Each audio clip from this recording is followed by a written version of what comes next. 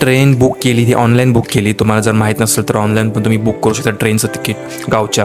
त्यासाठी तो एक ॲप आहे गव्हर्नमेंटचा. त्या ॲपचं नाव आहे IRCTC रेल रूम. त्यामध्ये तुम्ही ट्रेनची बुकिंग करू शकतात. त्यात तुम्हाला फक्त नाव टाकायचं आहे, लोकेशनचं, स्टेशनचं, की तुम्हाला कुठून चढायचं आहे आणि कुठं उतरायचं आहे. तर ॲज पर अवेलेबिलिटी कोणती ट्रेन आहे त्या दिवशी किंवा कोणत्या सीट्स तुम्हाला अवेलेबल आहेत ते तुम्हाला दिसेल तिकडं आणि तुम्ही त्याप्रमाणे तिकीट काढू शकतात. आम्हाला ॲज पर 500च्या अंडर तिकीट झालं आहे प्रत्येकी. तर तसं तुम्ही बघून जाऊ शकता. अकॉर्डिंग तुमचं किती स्टेशन लांब आहे किंवा किती लांब आहे. आम्ही तर मुंबईवरून गेलो की तुमचं अजून कुठून लांब असेल तर ॲज पर तसं तुम्हाला तिकीटचं पैसे पण वेगवेगळे दिसू शकतात.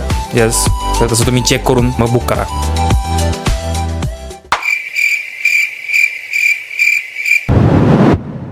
आणि ते तिकडून जर असेल तर तिकडून जायचं लॉज तुळजापूरला. या सगळेजण बसले फोटो काढतायत.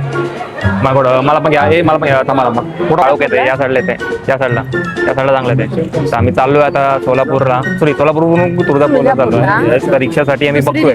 दुसरी गाडी पकडावी लागेल. येस कॅमेरा आहे सगळी पब्लिक इकडची आपली. तर मीच कसं काय आलो माहिती काय माहित नाही, पण त्यांना पण आपण प्रॅक्टिस करूया. रिक्षामध्ये बसलेलो पाचच्या साईडला.